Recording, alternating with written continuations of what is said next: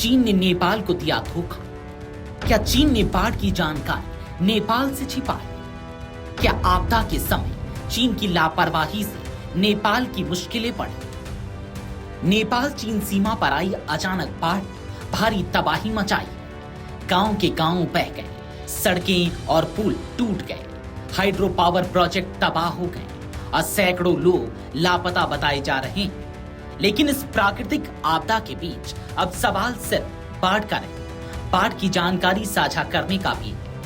नेपाल में आई तबाही के बीच अब चीन पर बेहद गंभीर सवाल उठ रहा है। दावा किया जा रहा है कि चीन ने बाढ़ की जानकारी नेपाल से छिपाई। कहा जा रहा है कि अगर नेपाल को करीब 45 मिनट पहले अलर्ट मिल जाता तो जान माल के नुकसान को कुछ हद तक कम किया जा सकता था।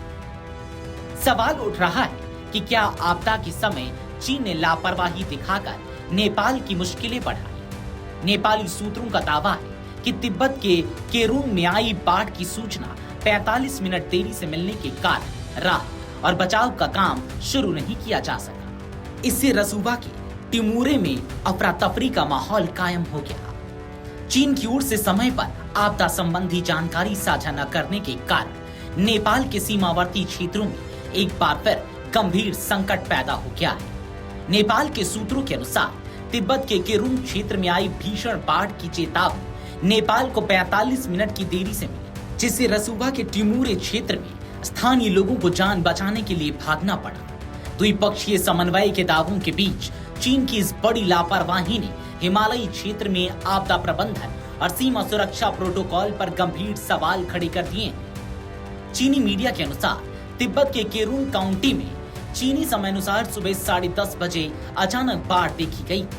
चूंकि नेपाल और चीन के समय में 2 घंटे 15 मिनट का अंतर है, इसलिए नेपाली समय अनुसार यह बाढ़ बुधवार सुबह 8:15 पर ही आ चुकी थी। समय का यह अंतर सीमावर्ती क्षेत्रों में आपदा की पूर्व चेतावनी के लिए जीवन रक्षक साबित हो सकता था, लेकिन चीन की ओर से सूचना साझा न किए जाने के कारण नेपाल इसका लाभ नहीं उठा सका।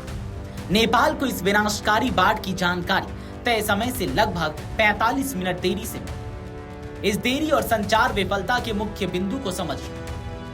पहला, समय का अंतर। नेपाल और चीन के समय में 2 घंटे 15 मिनट का अंतर है, जिससे तिब्बत में सुबह 10:30 बजे आई बाढ़ नेपाली समय अनुसार सुबह 8:15 पर ही आ चुकी थी। दूसरी बात, कोई आधिकारिक सूचना नहीं। यह अति महत्वपूर्ण सूचना चीन के किसी भी आधिकारिक विभाग या आपदा प्रबंधन निकाय की ओर से जारी नहीं की गई। अगर समय रहते सूचना मिलती तो नेपाल में राहत और बचाव का काम पहले शुरू कर दिया जाता। तीसरी बड़ी बात, सीडीओ की त्वरित कार्रवाई। रसूबा के प्रमुख जिलाधिकारी यानी कि सीडीओ नरेंद्र परियार ने सुबह करीब 9 बजे फोन कर बताया कि स्थानीय लोगों ने केरुंग से नेपाल की ओर बाढ़ के पानी को बढ़ते हुए देखा है। उन्हें यह जानकारी चीन के क्षेत्र में बाढ़ आने के करीब 45 मिनट बाद मिली। समय पर आधिकारिक चेतावनी न मिलने के कारण नेपाल के टिमूरे क्षेत्र में सुरक्षात्मक कदम नहीं उठाए जा सके। वीडियो फुटेज में साफ दिख रहा है कि टिमूरे के स्थानीय निवासी जान बचाने के लिए भाग रहे थे और इसी दौरान कई लोग बाढ़ की तेज धाराओं में बह गए। स्थानीय निवासियों को जब नदी का जलस्तर अचानक बढ़ने का एहसास हुआ तब वे भागने को मजबूर हुए, जिससे अधिकांश लोग इस विनाशकारी बाढ़ की चपेट में आ गए। मीडिया रिपोर्ट के अनुसार यह लगातार दूसरा साल है जब चीन ने आपदा की पूर्व सूचना साझा करने में नेपाल को धोखा दिया है। पिछले वर्ष भी इसी नदी में अचानक आई बाढ़ के समय चीनी अधिकारियों ने नेपाल को समय पर सतर्क नहीं किया था। बाद में खुलासा हुआ था कि पिछले साल की बाढ़ तिब्बत क्षेत्र में एक हिमताल यानी कि ग्लेशियर लेक के फटने के कारण आई।